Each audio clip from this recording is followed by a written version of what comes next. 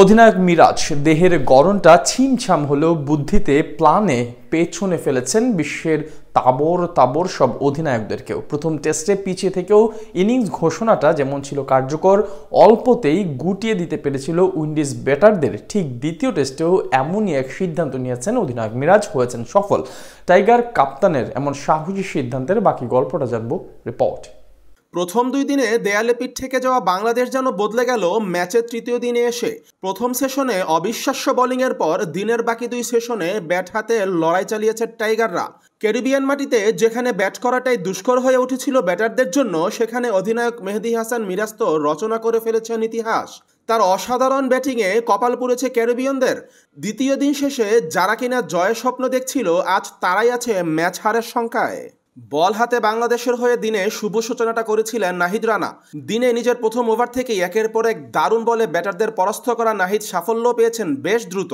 ব্রাথওয়েটকে বিদায় করেছেন নিজের তৃতীয় ওভারেই। কাভেম হজকে এরপর নিজের গতি দিয়ে হার মানিয়েছেন রাজশাহী এক্সপ্রেস খ্যাত এই স্পিড স্টার। নাহিদের সাথে তাল মিলিয়ে রীতিমতো স্বপ্নের মতো এক ডেলিভারিতে আথানেসকে বিদায় করেছেন আরেক সুপারস্টার তাসকিন আহমেদ। হুট করেই যেন বিপদের কালো মেঘ ধেয়ে আসে ক্যারিবিয়ানদের উপর। তাইজুল হাসান মাহমুদরাও এরপর উইকেট তোলার লড়াইয়ে সামিল হয় নাহিদ রানার সাথে। একদিক দিয়ে নাহিদ রানার গতি, অন্য দিক দিয়ে মুহুর্মুহু বোলিং চেঞ্জে স্বাগতিক ব্যাটাররা খেই হারিয়ে ফেলে। আর এই সুযোগটাই নিয়েছেন বাংলার কাপ্তান মেহেদী হাসান মিরাজ। ব্যাটারদের কোণঠাসা করে তুলে নিয়েছেন উইকেট। অসাধারণ অধিনায়কত্ব করা মিরাজ বল হাতেও ছিলেন অসাধারণ। শামার জোসেফকে যেভাবে বিদায় করেছেন তা রীতিমতো অবিশ্বাস্য এবং অকল্পনীয়। একই জায়গায় পিচ করানো প্রথম 2টি বল বাইরে নিয়ে যাওয়া মিরাজ পরের বলটা সেম জায়গায় পিচ করিয়ে এনেছেন ভিতরের দিকে। শামার জোসেফকে গোলকধাঁধায় ফেলে মিরাজ তুলে নিয়েছেন 9ম উইকেট। আর শেষটা রাখা ছিল নাহিদ রানার জন্য। ক্যামার রোচকে বিদায় করে ইনিংসে প্রথমবারের মতো 5 উইকেট নেয়ার গৌরব অর্জন করেছেন নাহিদ, যা কিনা বাংলাদেশিদের মধ্যে 20তম বোলার হিসাবে 5 তোলার রেকর্ড। প্রথম ইনিংসে মাত্র 164 রানেই অল আউট হওয়া বাংলাদেশ লিড পায় 18 রানের।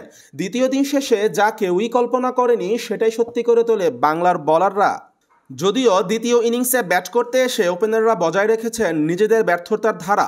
প্রথম ওভারেই বিদায় নিয়েছেন মাহমুদুল হাসান জয়, তাও কিনা আবার রানের খাতা খোলার আগেই। তবে ইনিংস গোছানোর কাজটা এরপর সারতে থাকেন সাদমান ইসলাম ও শাহাদাত হোসেন। সাদমান কিছুটা ধীরগতিতে খেলতে থাকলেও শাহাদাত ব্যাট চালিয়েছেন বেশ দ্রুত। তবে অতি দ্রুত রান তোলার চেষ্টাটাই কাল হয়ে দাঁড়িয়েছে শাহাদাতের জন্য। আলজারি জোসেফের বলে 26 বলে 28 রান করে বিদায় নিতে হয়েছে তাকে। এরপর অধিনায়ক মিরাজ নেমে যেন ধারণ করেছিলেন অগ্নিমূর্তি রূপ। টেস্টেও ওভারে হাঁকিয়েছেন টানা 4টি 4। ক্যারিবিয়ানদের দাম্ভিকতা মাটিতে নামিয়ে আনার জন্য সেই একটা ওভারই যথেষ্ট ছিল। মেরাজকে দেখে খেলার ধরন পাল্টে যায় সাদমানেরও। দুজনে মিলে মাত্র 29 বলে তুলে নেন 50 রানের জুটি। যদিও দিনের শেষ সেশনে এসে 3 উইকেট হারিয়েছে বাংলাদেশ। সাদমান মিরাজ সবাই মিস করেছেন নিজেদের ব্যক্তিগত 50। শেষ পর্যন্ত দিন শেষে 5 উইকেটে বাংলাদেশের সংগ্রহ দাঁড়ায় 193 রান, লিড 211 রানের।